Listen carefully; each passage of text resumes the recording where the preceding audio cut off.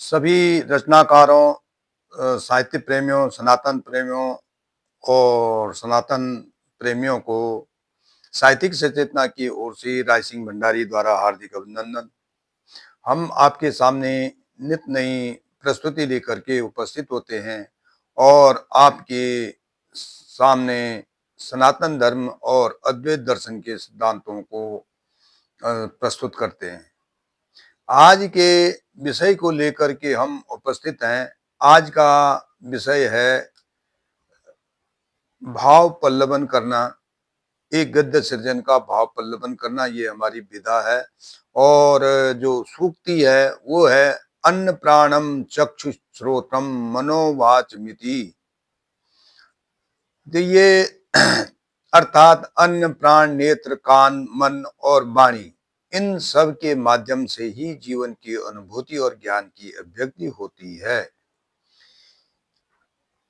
ये सूक्ति वरुण पुत्र महर्षि भृगु द्वारा आत्मज्ञान पर लिखा यह उपनिषद तैतरनीय उपनिषद के नाम से जाना जाता है, जिसमें महर्षि भृगु ने अपने पिता वरुण से ब्रह्म ज्ञान या आत्मज्ञान जानने का प्रयास किया, जिसमें वरुण देव ने सीधे रूप से आत्मज्ञान का ज्ञान न बता करके पंचकोश के उदाहरण के रूप में समझाया। पंचकोश के द्वारा या पंचकोश के माध्यम से उदाहरण के रूप में समझाया। पंचकोश मानव के आध्यात्म की विकास यात्रा है, जिसमें वह एक स्तर से दूसरे स्तर, फिर तीसरे स्तर, चौथे और अंतिम पांचवें स्तर को प्राप्त करने की यात्रा करता है। तो पंचकोश का परिचय क्या है?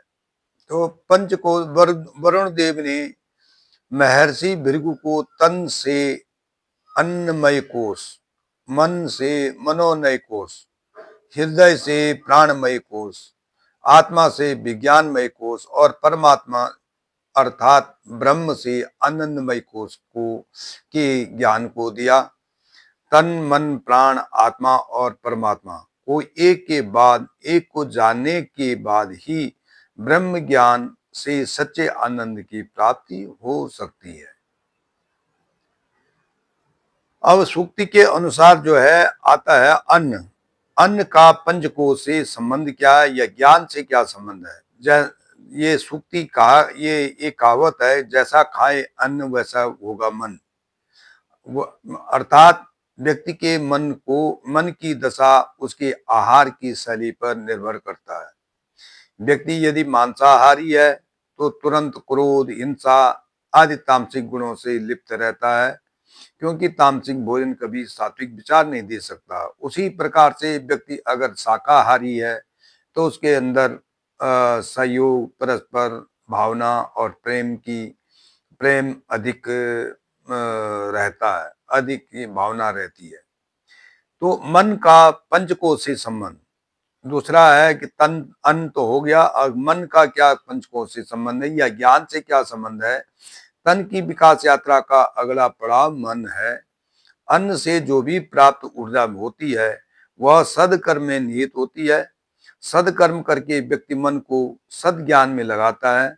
सद्ज्ञान से मन, बुद्धि, चित्त और अहंकार सकारात्मक दिशा की ओर बढ़ते हैं, जिससे आत्मा को विकास यात्रा के अगले पड़ाव प्राण कोश पर प्राणमय कोश तक पहुंचने में सुगमता मिलती है।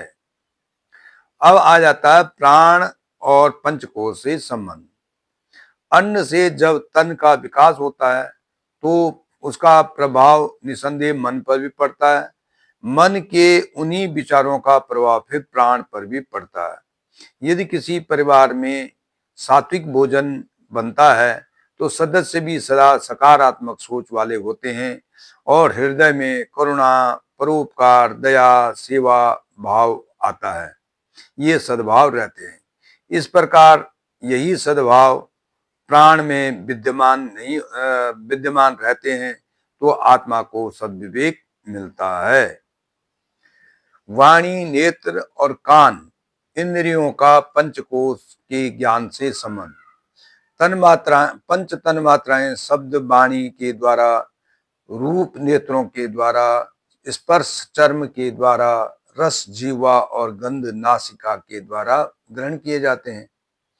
व्यक्ति का सात्विक ज्ञान भी इन्हीं ज्ञानेंद्रियों पर निर्भर करता है। यदि रजोवृत्ति से व्यक्ति सदोवृत्ति में प्रवेश करता है तो वह मानव से देव बनने लगता है। इस प्रकार वह वाणी से में ईश्वर का नाम, नेत्र से ईश्वर के दर्शन की लालसा, कानों से ईश्वर की महिमा ही श्रेष्ठ मानता है। तो इस प्रकार से जब ये वाणी, नेत्र, कान आदि इंद्रियां एक जैसी हो जाती हैं तो विकास यात्रा सुगम हो जाती है। उपसंहार, निष्कर्ष यह निकलता है कि पंचकोश की विकास यात्रा में अन्न, मन, प्राण, वाणी, नेत्र, कानों में जीवन की जो अनुभूति मिलती है वही आध्यात्म ज्ञान है, वही ब्रह्म ज्ञान है।